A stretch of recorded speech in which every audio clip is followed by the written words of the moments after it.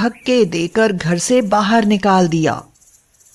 अब उन दोनों के पास कोई रास्ता नहीं था। मायके के नाम पर सिर्फ बहन थी, लेकिन उसके पास भी किस मुंह से जाती रीमा। कुछ दिन वो लोग किराए पर रहे, लेकिन वहां नेहा और रीमा दो बहनें थीं। उनके माँ बाप दोनों एक तार बनाने वाली फैक्ट्री में काम करते थे। एक बार फैक्ट्री में आग लग गई, जिसमें उनके माँ बाप की दम घुटने से मौत हो गई। बच्चियां रोती बिलखती अकेली रह गईं। दीदी, अब हमारा क्या होगा?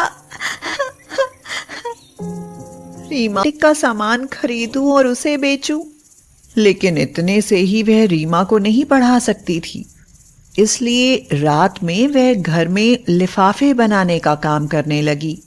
नेहा मन ही मन भगवान से बोली, हे भगवान, मुझे इतनी शक्ति देना कि मैं रीमा को पढ़ा लिखा कर काबिल बना सकूं।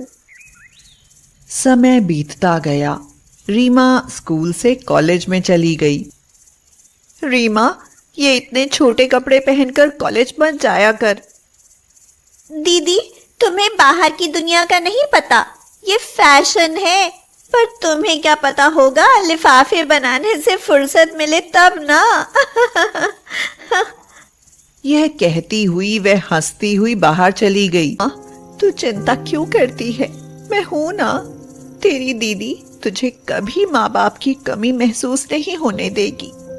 रीमा रोते हुए नेहा के गले लग गई। दीदी। नेहा उस समय 17 और रीमा 14 साल की थी। नेहा को अपनी पढ़ाई बीच में ही छोड़नी पड़ी। कुछ दिन बाद उसे माँ की अलमारी से कुछ रुपए मिले। नेहा ने सोचा, शायद ये उन्होंने जमा किए होंगे, क्यों ना इन पैसों से कुछ कॉस्मेटिक। दीदी, क्या तुम ये चाहती हो कि मैं हमेशा तुम्हारी तरह गरीबी में रहूं? जतिन तुमसे शादी की बात करने आए हैं। हाँ दीदी, अगले हफ्ते हम शादी कर रहे हैं। आप देखें कि कैसे करना है। नेहा रीमा की बात से दुखी, हैरान और परेशान थी कि इतनी जल्दी सब कहां से और कैसे करेगी वो। नेहा ने ये बात कार्तिक को बताई। नेहा जब भी मुसीबत में होती थी, कार्तिक हमेशा उसका साथ देता था। वह उसका बहुत अच्छा दोस्त था। नेहा, तुम चिंता ना करो, सब हो जाएगा। लेकिन नेहा, तुम बड़ी हो, पहले तुम्हारी शादी होनी चाहिए। नहीं कार्तिक, रीमा मेरी जिम्मेदारी है। जब तक मैं उसे मुक्त नहीं हो जाती, अपने लिए तो मैं सोच भी नहीं सकती। रीमा और जतिन की शादी धूमधाम से हुई। नेहा ने अपनी सारी कमाई उसकी शादी में लगा दी। अपने लिए अब उसके पास कुछ नहीं बचा था। शादी के बाद रीमा का व्यवहार बदलने लगा। उसे पैसों का घमंड होने लगा, क्योंकि जतिन बहुत अमीर था। नेहा अब अकेली हो गई थी। एक दिन कार्तिक ने उससे कहा, नेहा, अब रीमा ससुराल चली गई, तुम्हारे सारे कर्तव्य पूरे हो गए। क्या मैं तुमसे कुछ कह सकता हूं? कहो कार्तिक। मैं तुमसे शादी करना चाहता हूं नेहा। क्या तुम मेरी पत्नी बन?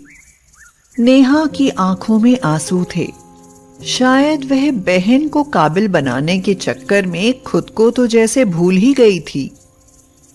एक दिन रीमा अपने कॉलेज के दोस्त जतिन को घर लेकर आई। दीदी, इनसे मिलो, ये जतिन है, मेरे कॉलेज के दोस्त। नमस्ते दी। नमस्ते। रीमा, ये तुम्हारा घर है इतना छोटा, कैसे रहती हो इसमें? इससे बड़ा तो हमारा बाथरूम है। जतिन, शादी के बाद तो मैं तुम्हारे बड़े घर में ही रहने वाली हूं ना, क्यों टेंशन लेते हो? रीमा, क्या तू जतिन से शादी करना चाहती है? ये तो बहुत अमीर है। ना पसंद करोगी? नेहा ने हाँ कर दी और शादी करके दोनों खुशहाल जीवन जीने लगे। कार्तिक गरीब था। वह एक प्राइवेट कंपनी में काम करता था। घर में बीमार माँ और पिताजी थे। नेहा ने अपनी गृहस्थी संभाल ली और सास ससुर की सेवा भी करने लगी। साथ में वह अपना पुराना काम भी करने लगी। रीमा हमेशा ड्राइवर के साथ कार में बैठकर आती और नेहा को उसकी गरीबी का एहसास कराती। अरे दीदी, ये कितनी सस्ती सी साड़ी पहनी है, इससे अच्छी तो मेरी काम वाली पहनती है। हाँ, कोई बात नहीं रीमा, इंसान की पहचान दिल से होती है, कपड़ों से नहीं। क्या लाई हो दीदी, हमारी हैसियत देखकर तो गिफ्ट लाना चाहिए था। मैं किसी को क्या जवाब दूंगी कि मेरी दीदी इतनी घटिया साड़ी लाई है। फिर उस साड़ी को रीमा ने कूड़ेदान में फेंक दिया।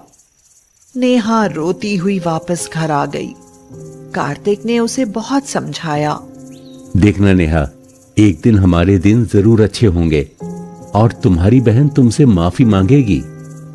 कुछ समय बाद रीमा ने एक बेटी को जन्म दिया, लेकिन कार्तिक ने नेहा को उसके घर जाने के लिए मना कर दिया। नेहा, बैठो रीमा, मैं कुछ चाय नाश्ता लाती हूँ।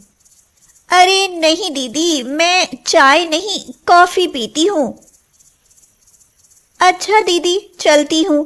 तुम्हें याद है कल मेरा जन्मदिन है, जतिन ने पार्टी रखी है, बड़े बड़े लोग आएंगे, तुम और जीजाजी दोनों को आना है।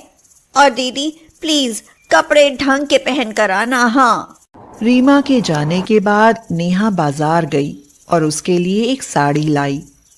कार्तिक और नेहा दोनों रीमा के घर गए और उसे जन्मदिन का तोहफा दिया। साड़ी देखकर रीमा को गुस्सा आ गया। ये तक उनके खाने की तारीफ होने लगी। नेहा का काम दुकान में बदला। उसके पास बड़े बड़े होटल से ऑर्डर आने लगे और फिर उसकी दुकान भी होटल में बदल गई।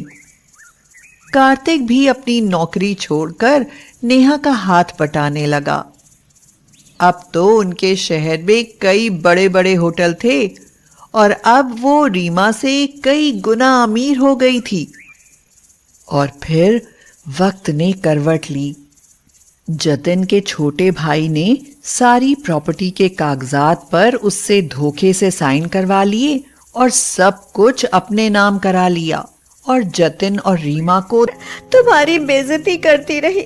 शायद ये उसी का नतीजा है। तुमने मेरे लिए अपनी खुशियां, अपना भविष्य सब कुछ खत्म कर लिया और मैं दौलत के नशे में ये भूल गई थी कि मैं जो कुछ भी थी दीदी तुम्हारी वजह से थी।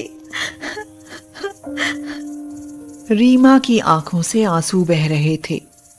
रीमा, अभी ये बातें करने का समय नहीं है, जल्दी गाड़ी में बैठो। पीहू को तो बहुत तेज बुखार है। अरे जतिन, तुम भी आ गए। चलो चलो, जल्दी पीहू को अस्पताल लेकर चलते हैं। सही समय पर दवाई मिलने से पीहू ठीक हो गई। जतिन, रीमा, अब तुम हमारे साथ रहोगे।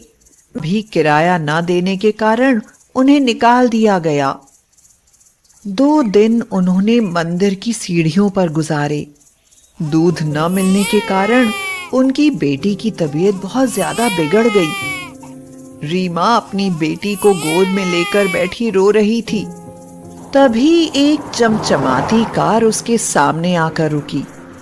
उसमें से नेहा उतरी तो रीमा उसे देखकर दंग रह गई।